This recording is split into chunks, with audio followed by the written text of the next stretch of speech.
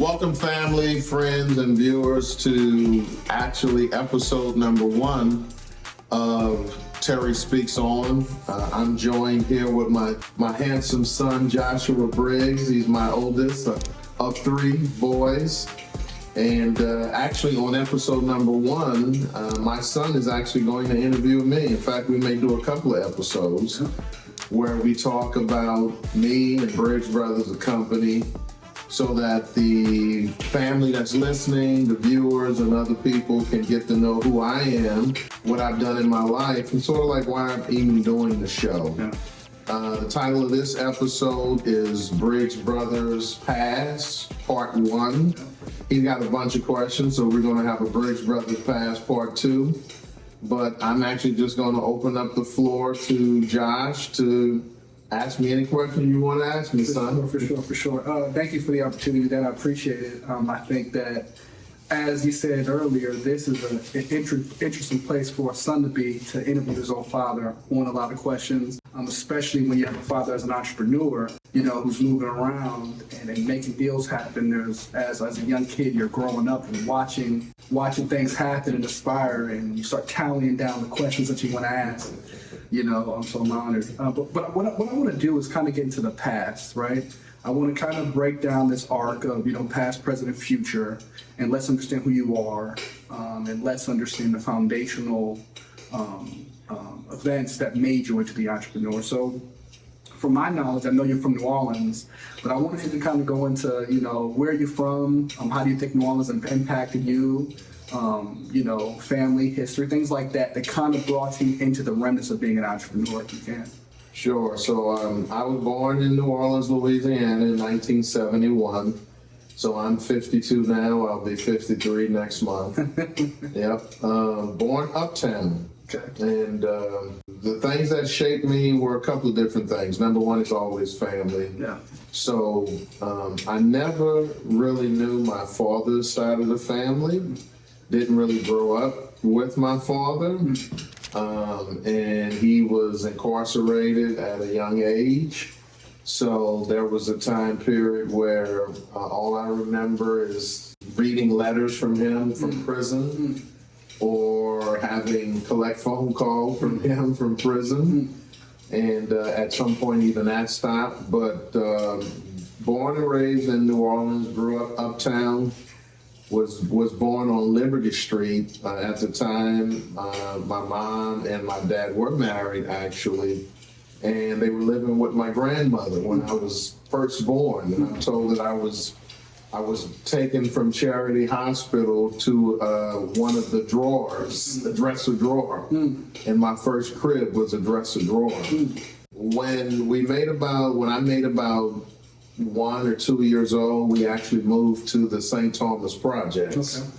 So from about very young age, 1 year old, until I was 9 years old, I lived in the St. Thomas projects. Now those projects don't exist anymore, but that experience shaped me a lot. What was it like? What was it like growing up? What was the young Terry doing? Were you running around just like exploring the world? Was it a lot of violence? Was it church, a lot of church? What was it? Let's get into it. So it was church every Sunday, most certainly. I actually got baptized when I was 9 years old. Okay, didn't know that. A lot of violence, a lot of gangsters in the projects. This is the 70s. A lot of drugs, a lot of violence. One of the things I remember just growing up as a kid is that every kid knew their mom's voice. And the reason every kid knew their mom's voice is because invariably when you live in the projects, there's always going to be gun violence. And when there would be gun violence, people coming through the court or through the streets shooting at each other, as soon as your mom or your dad, but a lot of moms heard that gun violence, everybody would get to their front porch or their screen door, as we called it, and every mom would be screaming their child's name. So it would be 30, 40 moms screaming their child's name, but you could hear your mom screaming your name out of the 30 or 40 voices. So I remember a lot of that, a lot of shooting. And then a lot of what I just call ghetto good times. Right. Right. And what I mean by ghetto good times, I mean, now at 52, I can look back on it. But when I was young, I didn't really know we were poor. And I didn't really understand we lived in the projects because I didn't know people lived in houses other than Knew nothing else. the projects. Yeah. So, I thought everybody had rats and roaches, because we most certainly did. Right. And I thought everybody ate, oatmeal and powdered milk and powdered eggs. I thought everybody did. Right. So I didn't really know we were poor till I kind of got a little bit older, sort of past 9 and 10. And my mom was working a couple of jobs to support us. And when I say us, I have siblings. I have 3 siblings, but at the time when we lived in the projects, it was just a sister and a brother. And I thought everybody lived like that. Yeah. But I had a good time growing up. I played marbles. I played it, we called it New Orleans, but it's called tag everywhere else. Played red light, green light, stop. Rode the bike and did all of the things that kids do in the South. And I had a great time doing that as a kid. Riding the bike, fixing the flat tires, and getting your bike stolen, and, all of those things that happen in the ghetto and in the projects. And so New Orleans, to me, was a great place to grow up. Why? Because the music was great. Yeah. There was music everywhere, and there was great food everywhere. Right. When I was growing up, I lived in a time where you could borrow sugar and salt from other neighbors. From your neighbors. Oh, wow. Okay. And in fact, we had a neighbor called Neighbor who it seemed like we borrowed sugar from her every night or salt or something. Yeah. And now I look back on it and think like, wow, like we used to borrow salt or, so it's not like you really borrow salt, you go get it. But wasn't it indicative of just it being a community, It was like everybody's in the same situation, so we're all gonna work this together type of thing? That's exactly what it was. Yeah. I remember the street I grew up on, 625 St. Andrew Street. Mm-hmm. So St. Andrew was in the middle of the projects. And it's interesting, I was in New Orleans the other day, ran into Juvenile. Oh, wow. And he and I just briefly, I don't know him, so let me not act like, I don't want anybody to think like he's my homeboy. Mm-hmm. I just ran into him on Magazine Street, and he and I had a quick chat. Mm-hmm. I told him I grew up in the St. Thomas. He grew up in the St. Thomas. Uh-huh. So when I told him where I grew up, 625 St. Andrew, mm-hmm. He remembered. He was like, "Oh man, you from the ... corner." Yeah. And so it was indicative of everybody. Everybody lived like that, at least I thought everybody did. Right. One of the things I remember as a kid, just in terms of memory that's hitting me right now, is we would do. You'd have to figure out how to have fun with no money. Right. So one of the things we would do is there was a little building in the middle of the projects that was sort of like a washateria where you could go and wash and dry your clothes. And actually, mostly it was just washing, because now that I think about it, everybody dried their clothes on the clothesline, so there was no dryer there, but you could go there and wash your clothes. And as kids, we actually used to climb up the building and then just jump off the building for fun. Yeah. So, those are the things that we did. I remember eating every night. There were nights where all we ate was butter and rice, but I ate every night. We didn't have bottled water. We drank the water out the faucet. And that was just how we lived. But growing up, my mom always told me that knowledge is power, and hard work can get you anywhere you want to. Do you feel like some of those testaments were some of the things that guided you towards entrepreneurship and just getting outside? of the projects? I don't think that guided me toward entrepreneurship, but it damn sure guided me at getting outside the project. Yeah, for sure. So when we were 9, we actually, and I joke with people, I moved from the skillet to the frying pan. We moved from the projects and we got a Section 8 voucher. We moved to the ghetto. Yeah. But these were, Section 8 is when you can actually rent homes. Right. But when you go back to the 70s and you get a Section 8 voucher, you're not getting a voucher to go live in, the suburbs. Right. So you're pretty much just living in the non-project ghetto. Right.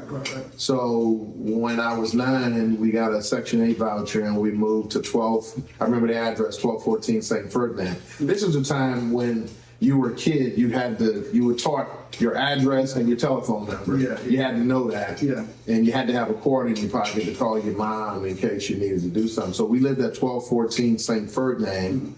And for people who are from New Orleans, basically St. Ferdinand Street is one street behind the McDonald's on the corner of St. Claude and Franklin, which is the lower Ninth Ward. So basically we moved from the uptown ghetto to the lower Ninth Ward. And for most viewers, they know about Hurricane Katrina. So, everybody pretty much knows where the lower Ninth Ward is. I wouldn't say that living in the ghetto, and that's my grandson there. Yep, say whatever you want to say, my honey. We love you, baby. And I wanted him to be and to see this, even if it's not him on the camera right now, but just the psyche of him knowing that this is being done between you and I. Yeah, for sure. I wouldn't say living in the ghetto drove me to entrepreneurship, but it did drive me to want something better at that time because I saw how hard my mother struggled to support us. That's very intuitive to develop as a young child. That's very, very intuitive. A lot of adults don't even have that type of intuition. Sure. So, one time when I was living in the St. Thomas, again, there was a neighbor that we had called Neighbor, and her son had just gotten home from Angola, which is a prison in Louisiana. Yep. And there was a time when I was playing outside, and they had some rough kids that was playing outside. They were very close in age, 2 brothers or twins or something like that. And I remember their name, Henry and Kevin. And in fact, no, it wasn't Henry and Kevin. Henry and Kevin was my neighbors next to me, and next to them was Dwayne and Vernon. And these were some rough kids. They was the bullies of the block. And they would make us run inside, like scare us, and we running inside moms. And then one time when Dwayne and Vernon was running us in, and I tried to run home, my mom locked the screen door before I could get in. And she locked the door and she wouldn't let me in. And she said, you may get your ASS beat out there this time, but you ain't gonna run from them no more. Right. And she said, even if I gotta come out and pick you up, you go on back out there and fight. And so I had to fight. Yeah. And so I got knocked around. Yeah, for sure. And you're a kid. I'm 9 or less. Yeah, you don't know how to throw. I'm the oldest. So, you get knocked in your jaw and you cry. And I remember the neighbor's son coming to me and saying, and whether this was right or wrong, this is one of the things that I still remember as an adult. He said to me, listen, your dad is not here. He said, your dad is locked up. And he said, and you're the oldest. So you have to be the man of the house for your mom. And he said, I don't care if you feel like crying. Yeah. And there's nothing wrong with crying. Yeah. But you just go into the closet and cry, and then you come out and you show strength. Yeah. That's what he told me. Yeah. And that stayed with me. Yeah. I was 7, 8, 9, and I was basically told, you're the man of the house. Man, yep. You're the man of the house. Yep. And adopt the principles as an adult male. basically. You know? Yeah. So at that point, you become, the protector of your mom, the protector of your siblings. You riding the bus, cats looking at your young, attractive mind. You're a little 7-year-old kid, trying to be a protector. Yeah. And so I would say that incident in living in the projects fueled me to want to not to live there. Yeah. For sure. Yeah. So were you an entrepreneur just starting off later in life, or were you an entrepreneur as a kid at all, or? No, I never got the entrepreneurial bug until I was 14. Oh, okay. So Okay. that's an interesting story. Again, my mom was very strict on us with education. When my mom would work extra jobs, I would go down to the New Orleans Public Library right on Loyola Avenue. Hey, man. Hey. So I would spend time in the library. Because of that, I did well in school. And I tell people today, I am not the brightest. I was not the brightest. It's just that I was good at memory. Yeah. I had a good memory at the time. But long story short, I ended up getting into a college preparatory high school called McDonald 35 Senior High. And when I was in that high school, in my freshman, sophomore year, there was a fundraising contest. Okay. A lot of people heard of World's Finest Chocolate. Okay. They do the fundraisers at many of the schools, public schools. And there was a fundraiser selling World's Finest Chocolate. And the top prize was $250. Oh, okay. And Yeah. I wanted that $250. I wanted that $250. Yeah. So, I started selling candy, and I was also in a band at the time. So I would actually go around to the neighborhood. By that time, we actually moved out to the upper Ninth Ward, which is New Orleans East, and which is the Ninth Ward, just not the lower Ninth Ward. Yeah. But, my mom remarried.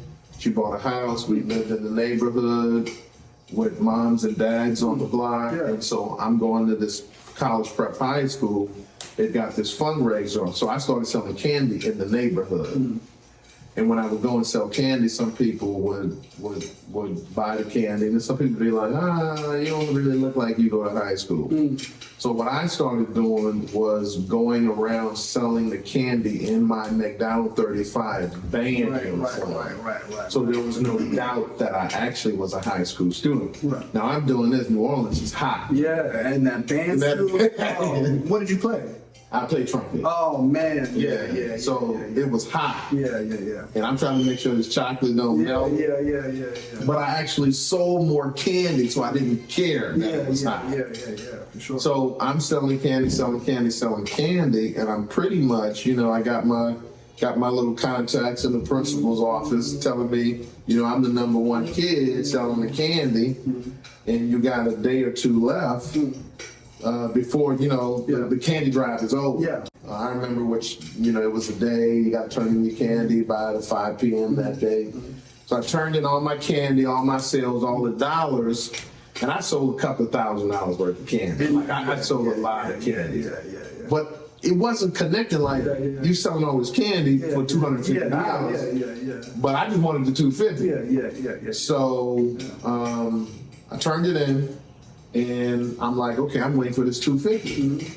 So, I'm not gonna name some names, but someone who was in that main admin office came to me and said, Briggs, you actually was the number one seller, but somebody's parent came in the next day and basically just wrote a check for so much candy for their kid to be number one. Right. And I got mad. I'm like, but I turned in my stuff on time, and I was the number one on time at the time. Right. Per the rules. Right. And I remember it kind of being a controversy a little bit, like who gets this prize. Yeah. So I think they ended up splitting the prize between me and this other individual. Yeah. but I was upset. Yeah, for sure. I was upset. So like you did what they said to do. You followed the directions.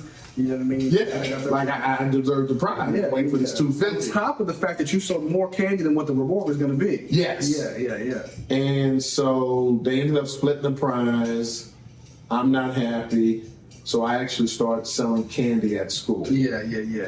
So I'm like, okay, I made all this money selling candy for the school. I can do it again. I can now sell candy for myself. Yeah, for sure. So I actually started selling candy pretty much the end of my freshman year, or maybe it was sophomore year. And that's actually how I became an entrepreneur. I actually started That's very interesting. selling candy on campus at school. Yeah. And that bite Yeah. right there Yeah. of making my own money, very much like a kid who, shovels snow or cuts grass, and you making it yourself. Yeah. I got bitten with that bug of entrepreneurship. You got to keep it rolling. And I'm sure we'll talk about that in part 2 How to Briggs Brothers at the beginning. Hey family, I'm Terry Briggs. Thank you for watching Terry Speaks On. I hope you're enjoying it. It is now time for a shameless plug. Cajunfirebeer, made by Cajunfirebrewing, the honey ale variety. Absolutely delicious. Available all over Louisiana at Total Wine and More, Trader Joe's, Bromart, and other fine retailers. Cajunfirebeer, seek it out, family. They are a sponsor of the Terry Speaks On show, and this is a shameless plug. So we just did episode 1, so I guess this would be next episode 2. Yeah. All right. Let's do it. All right.